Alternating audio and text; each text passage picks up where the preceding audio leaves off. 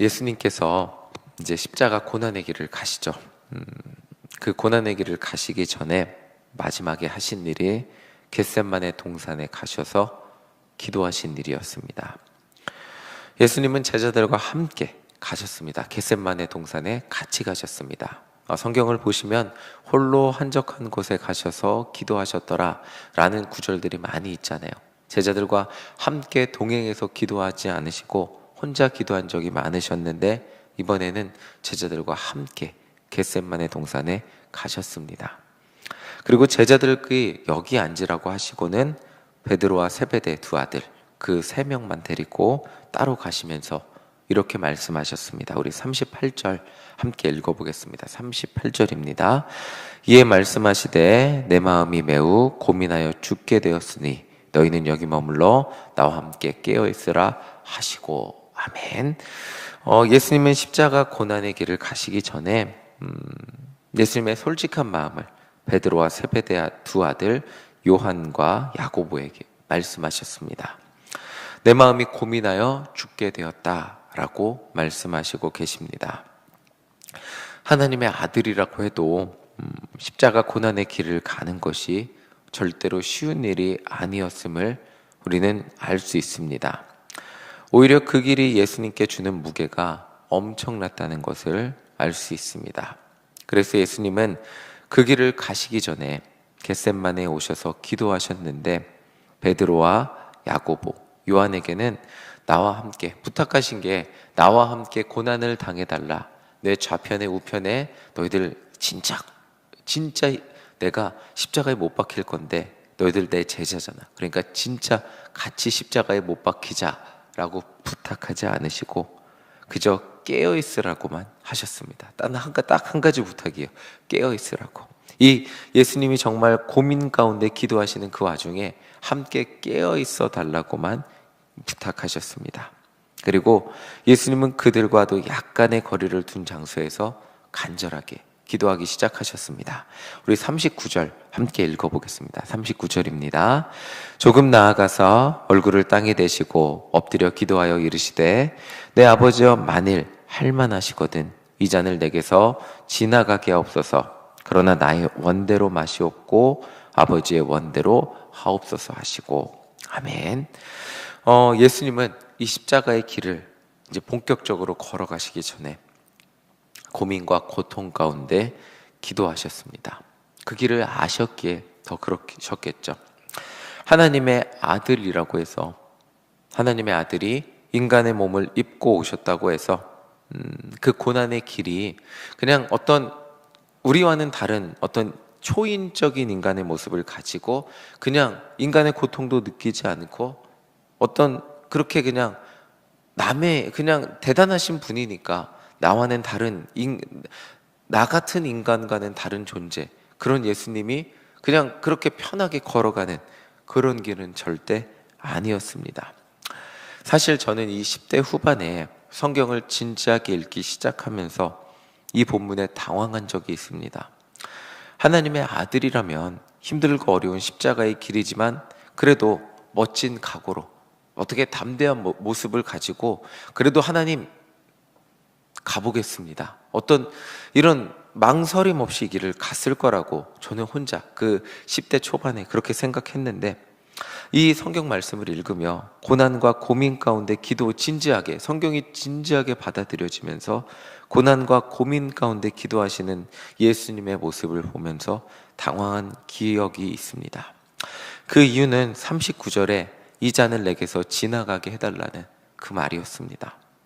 마치 십자가의 길을 피하고 싶어 하시는 그런 예수님의 기도를 보면서 그럼 예수님이 끝까지 십자가의 길을 못 간다고 고집 부렸다면 십자가의 길을 가지 않으셔도 됐던 건가 하는 생각이 들기도 했습니다. 그러나 이 말씀을 묵상하고 또 묵상할수록 그리고 신앙의 길을 1년, 2년, 10년, 20년 걸어가면 걸어갈수록 예수님의 이 기도가 제 삶의 위로와 힘이 될 때가 많음을 경험하게 되었습니다. 예수님은 하나님의 아들이니까 하나님의 길을 갈 때에 느끼는 인간의 모든 망설임과 고민들은 하나도 느끼지 않은 채 그 길을 그냥 걸어가셨다면, 어떤 AI처럼, 로봇처럼 그냥 하나님의 아들이니까 너무나 그냥 아무 감정 없이 그냥 그 길을 걸어가셨다면 제가 오히려 위로가 되지 않았을 것입니다. 예수님도 우리와 똑같은 인간의 몸을 입고 오시고 똑같은 육신만 입으신 것이 아니라 똑같은 감정과 똑같은 고통과 똑같은 고민을 가진 분으로서 그 길을 가기 전에 마음의 번민과 고통이 있으셨다는 것이 위로가 되었습니다. 신앙생활을 한다는 것, 하나님을 믿고 하나님의 자녀로 살아간다는 것은 씩씩하게 인생의 모든 순간에, 정말 인생이 고통과 고난의 순간들이 찾아오잖아요. 인생이 실패할 때도 있고, 가족이 아플 때도 있고, 저희 부모님이 아플 때도 계셨고요. 수많은 인생의 순간에 그냥 아무 감정 없이 그냥 하나님이 다 잘해 주실 거야, 그냥 하나님이 그래도 이 길을 아무 생각하는 감정 없이, 아무 고민과 고통 없이 그래도 나는 이 길을 걸어가야 돼, 목사의 길을 걸어가는 순간에, 목사 안수를 받기 전에, 정말 자녀를 키우면서 경제적 어려움을 느끼는 그 순간에 그래도 나는 이 길을, 하나님의 길이니까 아무런 번민과 고민 없이 그냥 그 길을 걸어가야 했다면 오히려 정말 저에게는 이게 더 쉽지 않았을 것입니다. 그런데 예수님의 이 고민 가운데 예수님은 그렇게 말씀하셨습니다. 그러나 아버지의 뜻대로 되기를 원합니다. 저의 신앙생활은 매번 수많은 고민과 인간적인 생각들과 두려움 앞에서 어떻게 해야 하나 망설일 때가 많이 있었음을 경험하게 됩니다. 지금 이 순간도 그거는 여전히 동일하죠. 그때마다 떠올리는 것이 예수님의 기도입니다. 예수님의 기도가 힘이 되는 이유는 그 순간 망설임의 기도가 있었기 때문이었습니다. 그리고 예수님의 기도가 제 모범이 되는 이유도 그럼에도 불구하고 아버지의 뜻대로 되기를 원한다고 기도하셨기 때문이었습니다. 십자가의 길이 어떤 길인지 아셨지만 그럼에도 불구하고 아버지의 뜻대로 되기를 원한다고 그렇게 기도를 마치셨기에 저도 이 신앙의 길 가운데 수많은 망설임과 두려움 가운데 고민 속에서도 결국 예수님의 기도를 떠올리며 그렇게 예수님의 뜻, 하나님의 뜻대로 되기를 소망합니다. 주님, 제가 그 길 가운데 걸어가겠습니다. 예수님을 따라 저도 결단하며 기도하게 되는 것을 많은 순간 경험하게 되었습니다. 예수님은 100% 아무 망설임 없이 그 길을 걸어가셨던 것이 아니라 오히려 가장 중요한 순간 정말 그 고통과 고난 속에서 기도하셨지만, 그러나 오히려 이 모습은 모든 믿는 성도들, 하나님의 길을 걸어가는 성도들 가운데 오히려 이 중요한 결단과 정말 그 고난과 아픔의 순간에, 우리에게 망설임이 찾아오는 순간에 어떻게 해야 하는지 보여주시는 모범적인 예가 되어주셨습니다. 우리 40절을 함께 읽어보겠습니다. 40절입니다. 함께 읽겠습니다. 제자들에게 오사 그 자는 것을 보시고 베드로에게 말씀하시되 너희가 나와 함께 1시간도 이렇게 깨어 있을 수 없더냐. 아멘. 예수님은 기도를 마치시고 제자들에게 오셨습니다. 그런데 제자들은 잠을 자고 있었어요. 그들은 십자가의 길이 어떤 길인지도 몰랐고 예수님이 왜 저렇게 간절히 기도하시는지도 몰랐어요. 그러니까 사실은 예수님이 그렇게 아무리 고난과 인자가 죽고 3일 만에 다시 살아나야 할리라 이런 고난에 대한 순환에 대한 예고를 하셨음에도 불구하고 사실 제자들은 피부로 와닿지도 않았고 그 길이 뭔지도 몰랐고 사실은 남의 말이었어요. 자신들이 경험할 일들도 아니었고 남의 일이었고 남의 말이었기 때문에 예수님이 아무리 고난 가운데 기도해도 그들은 그저 피곤할 뿐이었습니다. 육신의 그냥 피곤함이 그들을 지배할 뿐이었죠. 만약 제자들이 십자가의 길이 어떤 길인지 알았고 예수님이 어떻게 죽으실지 알았다면 이렇게 잠을 잤을까요? 당장 그 다음에 일어날 일이 예수님이 십자가에 잡혀가시고 그들이 속수무책으로 도망갈 그런 사건, 그리고 베드로가 3번 부인할 것을 어느 정도 예견했다면 이렇게 잠을 자지 못했을, 그냥 두렵기라도 해서 잠을 자지 못했을 것입니다. 그들은 어떻게 대책회의라도 했겠죠. 그러나 그들은 십자가의 길을 몰랐기 때문에 그냥 육신의 피곤함 가운데 무너질 뿐이었습니다. 지금까지는 그 누구도 예수님 건드리지 못했잖아요. 그리고 예수님은 많은 능력을 보여주셨잖아요. 그러니까 그런 상상조차 못했겠죠. 잡혀가실 거라고. 그리고 아무 능력 없이 십자가에 못 박히실 거라고 예상조차 못했겠죠. 예수님이 말씀하시는 것 그냥 고난 당하실 거라고 그냥 그렇게만 생각했지, 이런 구체적인 사건을 생각하지도 못했기에 육신의 피곤함을 이기지 못하고 잠들 수밖에 없었을 것입니다. 예수님은 그들의 자는 모습을 보시며 이렇게 말씀하셨습니다. 우리 41절 함께 읽어보겠습니다. 41절입니다. 시험에 들지 않게 깨어 기도하라. 마음에는 원이로되 육신이 약하도다 하시고. 아멘.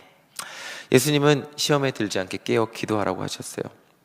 앞으로 다가올 일이 예수님께만 힘든 일은 아니었어요. 제자들에게도 어렵고 고난의 시기였으면 시련의 시간이 되었습니다. 그러나 제자들은 이 모든 사건을 경험하기 전까지 육신의 피곤함 가운데 갇혀 있을 수밖에 없는 그런 존재였습니다. 예수님은 그렇게 3번 간절히 기도하시고 십자가의 길을 가시기 위해서 제자들이 이제 데리고 가셨습니다. 그리고 이제 배신한 가룟 유다는 예수님께 와서 입을 맞추고, 또 대제사장들이 보낸 사람들은 그것을 신호로 알고 예수님을 붙잡았습니다. 요한복음을 보면 베드로는 칼을 빼서 그들 중 한 사람의 귀를 베었다고 말하고 있습니다. 그러나 예수님은 그의 귀를 고쳐주시고 칼을 가지는 자는 칼로 망할 것이라고 말씀하시고, 제자들이 무력으로 이렇게 예수님을 보호하지 못하도록 말씀하시고 잡혀가셨습니다. 예수님은 이렇게 말씀하셨어요. 지금 이 상황을 이겨낼 힘이 있다고 천사들을 불러서 다 로마 군단마저도 쓸어버릴 수 있는 분이신데 그렇게 하지 않으신다고 말씀하시고 계세요. 그 이유를 56절에서 말씀해 주시고 계십니다. 우리 56절 함께 읽겠습니다. 56절입니다. 그러나 이렇게 된 것은 다 선지자들의 글을 이루려 함이니라 하시더라. 이에 제자들이 다 예수를 버리고 도망하니라. 아멘. 예수님은 선지자들의 글이 이루어지게 하기 위해서, 결국 그거죠, 하나님의 말씀이 이루어지게 하기 위해서 고난의 길을 가셨습니다. 예수님은 이렇게 말씀하셨어요. 율법의 완성이라고. 하나님은 선지자들을 통해 말씀하셨고, 그리고 한 선지자들을 통해 말씀하신 것이 인간의 눈앞에 현실로 이루어지게 하신 분이 바로 예수 그리스도라는 것을 우리에게 알게 하셨습니다. 말씀이신 예수님이 십자가의 고난을 통해서 하나님의 약속을, 하나님의 사랑을 완성하신 것이 우리가 알고 있는 십자가 사건입니다. 신실하신 하나님은 그렇게 구약에서부터 선지자들의 입을 통해 약속되고 예언된 말씀을 한치의 오차도 없이 예수님의 십자가를 통해 이루셨습니다. 그런데 그 순간, 그렇게 십자가의 사건을 통해 하나님의 말씀을 이루어가고 있는 그 진행의 순간 가운데 가장 곁에서 따르던 인간의 반응, 56절을 보시면 참 재미있습니다. 56절 뒤에 보면 어떻게 돼 있죠? 제자들이 다 예수를 버리고 도망쳤습니다. 네. 하나님의 말씀이 이루어지고, 예수님이 하나님이 그 과거 구약에서부터 이루어지고, 정말 율법, 하나님의 말씀이 현실이 되는 그 숭고한 순간에, 가장 신실한, 가장 위대한 그 순간에 인간은 도망쳤습니다. 제자들에게 십자가의 길은 예상하지 못한 사건이었기 때문에 도망쳤죠. 당연하죠. 자신들이 따르던 그 예수님이 속수무책으로 도망가는 그 순간 자신들이 할 수 있는 건 도망치는 것밖에 없었죠. 예수님께 십자가의 길은 본인의 걸어갈 사명이셨어요. 그러나 제자들은 아직 그들의 사명이 되지 못했어요. 그 길의 의미도 모른 채 예수님을 따랐고, 그 예수님의 십자가 길이 본인의 길이 아니었고 예수님의 길이었잖아요. 사실은 남의 길이었잖아요. 그 결과 육신의 피곤함에 지배당할 뿐이었고, 또 자신의 힘으로 예수님을 보호해 보려고 했지만 그러나 예수님이 못하게 하셨고, 결국 예수님이 그냥 잡혀가시자 그 결과 제자들은 도망칠 수밖에 없었습니다. 그리고 우리는 다 알고 있죠. 그 이후에 베드로는 예수님을 3번이나 부인하게 되었습니다. 오늘 말씀을 마치며 이 말씀을 묵상하며 우리도 언제나 예수님을 도망칠 수 있습니다. 예수님, 이 길 제 길 아니잖아요. 제가 예수님을 믿고 따르는 이유는 예수님 좌편에 우편에 앉기 위함이에요. 예수님이 보여주시는 기적을 따르기 위함이잖아요. 우리는 우리 삶 가운데 언제든 우리 삶 가운데 그 십자가의 고난의 길을 마주했을 때 우리는 언제나 도망칠 수 있다는 것을 경험하게 됩니다. 우리도 도망쳤었죠. 사실 내가 생각하는 희생과 헌신, 그 이상의 것을 나의 삶에 강요받는 것 같은 순간이 찾아올 때 우리는 언제나 도망치게 되는 선택을 하는 그런 존재라는 것을 말씀을 통해 묵상해 보게 됩니다. 때로는 졸기도 하죠. 하나님, 이거 내 길 아니잖아요. 내 일 아니잖아요. 기도의 순간에 졸기도 하고 예배의 순간에 졸기도 하고 우리는 남의 일처럼 여길 때가 있습니다. 그러나 우리가 오늘 이 말씀을 마치며 기억해야 할 것은 제자들이 부활하신 예수님을 만나고 성령을 받은 이후에 그들의 일이 되었습니다. 십자가가 그들의 일이 되었고요. 말씀 전하는 것이 그들의 일이 되었을 때 베드로는 십자가에 거꾸로 못 박히게 되었고 순교를 두려워하지 않는 사명자가 되었습니다. 지금 우리의 선택이 도망침이고 지금 우리의 선택이 육신의 피곤함에 지배당하는 상황이랄지라도 결국 그것이 나의 사명이 되었을 때 우리도 그것을 경험하는 하나님의 정말 사명자, 예수 그리스도가 제자가 될 수 있음을 기억하는 우리 모두가 되시기를 간절히 소망합니다. 지금 때로는 그 길이 남의 일처럼 여겨지고 나 혼자 그 길을 걸어갈 수 없는 것 같이 3번 부인할 때도 있고 도망칠 때도 있고 정말 고향에 돌아가서 물고기 잡는 그런 순간이 있을 수도 있지만 결국 우리에게 그 십자가의 길이 사명이 되었을 때 우리도 예수님과 같이 정말 그 고난 가운데 고뇌하며 기도하며 결국 우리는 나의 뜻대로 되는 것이 아니라 아버지의 뜻대로 되기를 원합니다 라고 결단하며 기도하는 주님의 자녀, 예수님의 제자가 됨을 기억하며 오늘도 기도 가운데 우리의 사명을 깨닫고 결단하는 우리 모두가 되시기를 간절히 소망합니다. 성령님이 함께 하실 때 우리는 그 길을 걸어가게 될 줄 믿습니다. 나의 육신의 피곤함이, 나의 육신의 정말 수많은 고민이 주님, 내가 진짜 그 길을 걸어가야 합니까? 라고 망설이게 만들 수 있겠지만 그러나 우리도 결국 예수님과 같이 기도하게 될 것입니다. 주님, 결국 아버지의 뜻대로 되길 원합니다. 나를 사용하여 주시옵소서 라고 기도하는 우리 모두가 될 줄 믿으며 오늘도 고민 가운데 함께 그 길을 결단하는 우리 모두가 되시기를 간절히 소망합니다. 아멘.